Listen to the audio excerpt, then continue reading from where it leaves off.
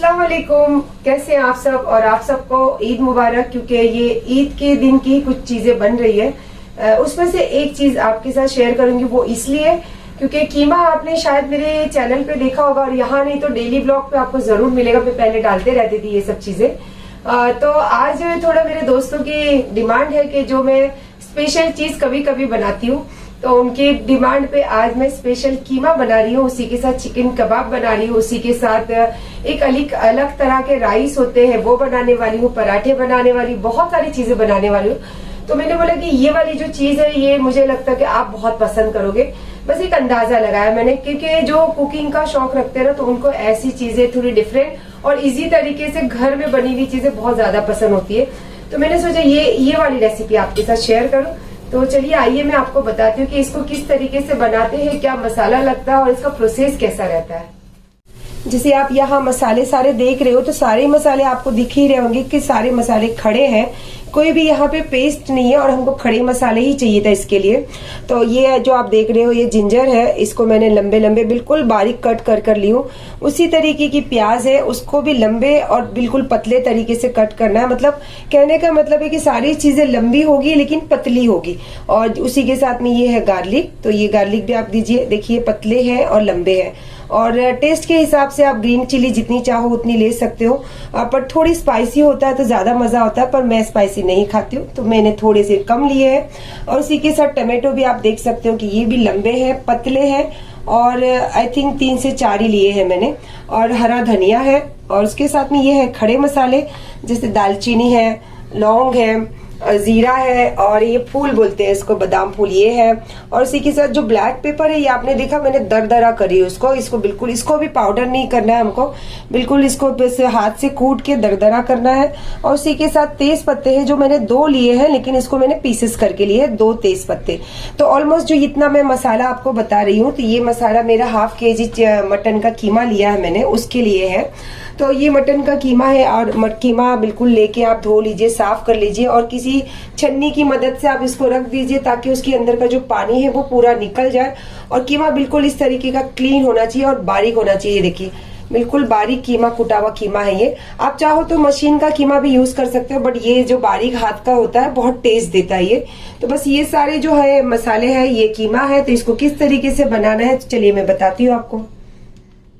यहाँ आप बर्तन ले लीजिए, चाहे आप जिसमें बनाना चाहो, कुकर में हो या कढ़ाई में हो या फिर पतीली में हो, जो भी आपको समझ में आए। कि कीमा बिल्कुल बारीक होना चाहिए, तो वो हम किसी चीज में भी बना सकते हैं। तो बस यहाँ पे आप ऑयल ले लीजिए, जैसे ये ऑयल अच्छा खासा गर्म हो गया, और आंच बहुत फास्ट है क्योंकि तेल हमको बिल्कुल गर्म चाहिए। और जो मैंने आपको बताया ये ड्राई वाले जो मसाले हैं, ये सारे मसाले इसके अंदर हमको डालना है। और मेरा ऑयल एकदम गर्म हो गया, आंच को बिल्कुल कर लीजिए स्लो, और अगर चाहो तो बंद भी कर दीजिए। ये देखिए सारे गरम मसाले जो है ये आप एक साथ इसके अंदर डालिए और इस तरीके से इसको सॉटे कर लीजिए।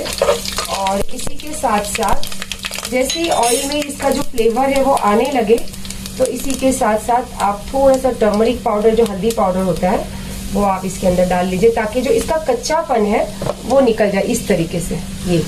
और फिर बस एक ढक्कन ले लीजिए, ढक्कन की मदद से आप इसको यहाँ पे बंद कर दीजिए, गैस भी बंद कर दीजिए।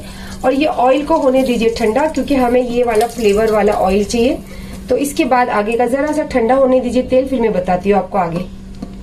चलिए अब मेरा ऑयल बिल्कुल ठंडा हो चुका है, और काफी अच्छा जो फ्लेवर वाला ऑयल चाहिए था मुझे वो भी हो चुका है। और जो हल्दी पाउडर है उसका कच्चापन है वो भी यहाँ से पूरा निकल चुका है, ताकि कच्चेपन की स्मेल और जो टेस्ट है वो बिल्कुल नहीं चाहिए था मुझे। तो अब इसके अंदर जो मैंने कीमा धोकर रखी हूँ काफी देर से, ये देखिए इसमें बिल्कुल पानी नहीं है। तो आप अब इसको पहले इसके अंदर कीमा ले लीजिए। चलिए कीमे के साथ साथ सारे जो हमारे खड़े मसाले हैं, ये खड़े मसाले भी हमें इसी के अंदर डालना है। कोई भी चीज, ऐसा कोई जरूरी नहीं कि आप पहले प्याज ले लीजिए या पहले जिंजर ले लीजिए या पहले मिर्ची ले लीजिए, ऐसा कुछ नहीं है। सारे मसाले हमको इसके अंदर डालने हैं। सारे मसाले जब आप इसके अंदर डाल लोगे तो इसी के साथ में आप नमक भी ले लीजिए, टेस्ट के हिसाब से नमक ले लीजिए इसको।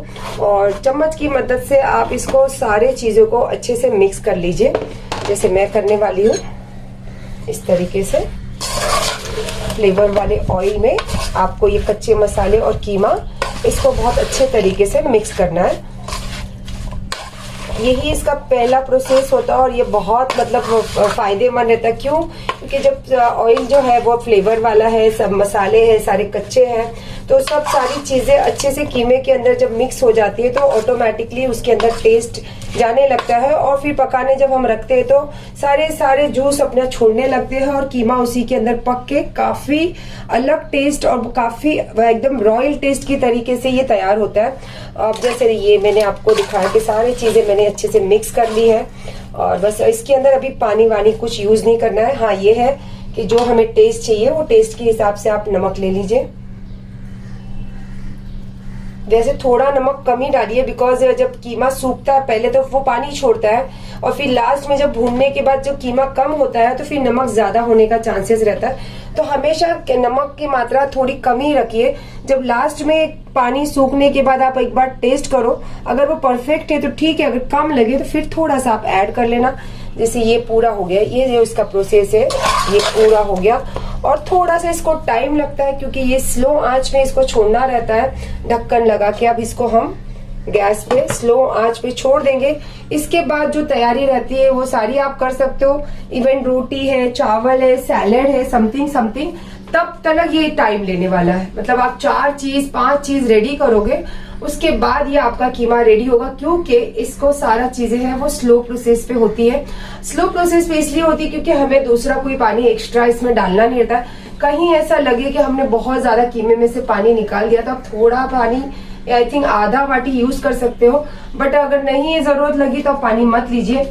जैसे ही आपका कीमा पूरा रेडी होगा तो आपको यहाँ पे दिखा ही होगा, या फिर नहीं दिखा तो मैं बता देती हूँ। ये है कोयला आप कोई भी ले सकते हो। फिर हमें जो इसकी जान होती है ना तब उसके अंदर डालनी है।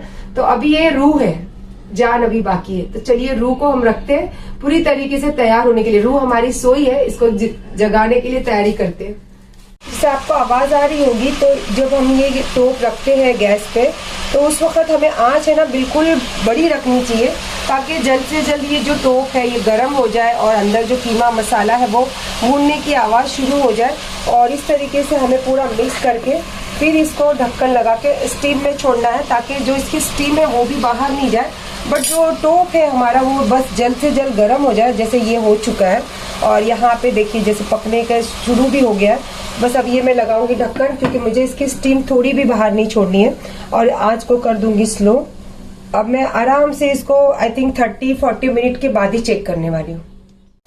माशाल्लाह ये मुझे लगा कम से कम 50 मिनट और ये हो गया पूरा रेडी। जैसे ऑयल इसका छूट गया है, सारे मसाले इसके अंदर घुल गए हैं, ऑलमोस्ट हमारा कीमा हो गया रेडी। अब मैंने कहा था ना कि इसके अंदर जो जान डालनी है वो अब मैं आपको बताती हूँ। ये हमारी रूह हो गई रेडी।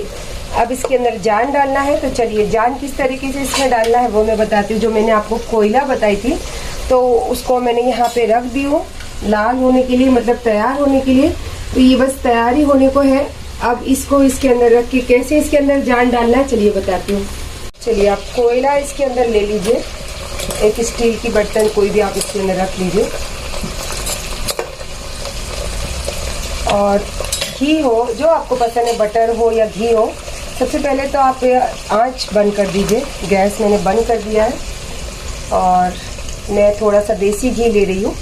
ये आप इसके अंदर थोड़ा सा देसी घी छोड़िए, बस उसी तरीके से इसके अंदर तुरंत ढक्कन लगा दीजिए। जैसे इसके अंदर पूरा स्मोक हो खत्म होगा उसके बाद आपको ढक्कन खोलना है। अभी इसकी पूरी स्मोक कीमे के अंदर जाने दीजिए और गैस बंद कर देना। चलिए मैंने आपको पहले ही बताई थी, जब कीमा आप बनाने रखोगे तो उसके पहले अगर उसके बीच में आपको पुलाव बनाना हो, कबाब बनाने हो, पराठे बनाने हो या फिर कुछ और सालन बनाना, तो आप इत्मीनान से इसको स्लो आंच पे छोड़ के सारा काम कर लीजिए, तब तक कीमा हमारा हो जाएगा रेडी।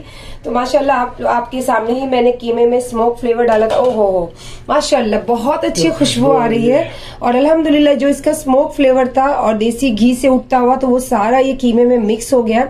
और अब इसको आप निकाल लीजिए। अब ये बिल्कुल खाने के लिए रेडी है हमारा कीमा। ऑलमोस्ट मेरा दस्तरखान पूरा लग चुका है, बस इसी की इंतजार था। तो अब मैं ये भी निकाल रही हूँ सर्विंग प्लेट में और इसको लेके दस्तरखान पे बैठती हूँ। इंशाल्लाह मेरा दस्तरखान भी आपको दिखाती हूँ, थोड़ी बातें भी करती हूँ। ये है हमारा कीमा जो हमारे आज दस्तरखान की जान है। एक्चुअली यहाँ पे बहुत सारी चीजें, कबाब है, पुलाव है, ड्राई फ्रूट्स है, चॉकलेट्स है, बट ये हमारी स्पेशल जान है कि मेरे दोस्तों की खास फरमाइश होती है ये। तो बस मैं तो टेस्ट कर रही हूँ, बस मैं टेस्ट करके आपको बता सकती हूँ, पर आपको अगर सच में टेस्ट इसका लेना है और सच में फील करना है कि स्मोक वाला कीमा कैसे लगता है खाने में रियल में, तो आपको ये सारी चीजें बनानी होगी घर में और अपने सारे घर वालों के साथ हो या दोस्तों के साथ मिल के खाना है। और फिर अच्छा लगे तो मेरे जो चैनल है उसको शेयर करना, लाइक करना, सब्सक्राइब करना। और अगर कोई पूछे कि ये स्मोक वाला कीमा कहाँ से खाया है तो फिर जरूर बताना कि बेल आइकन भी दबा के रखो, उनके हर रेसिपी आते रहती है। तो बस इसी चीजों के साथ इंशाल्लाह एंजॉय कीजिए, हम भी एंजॉय करें। अल्लाह हाफिज।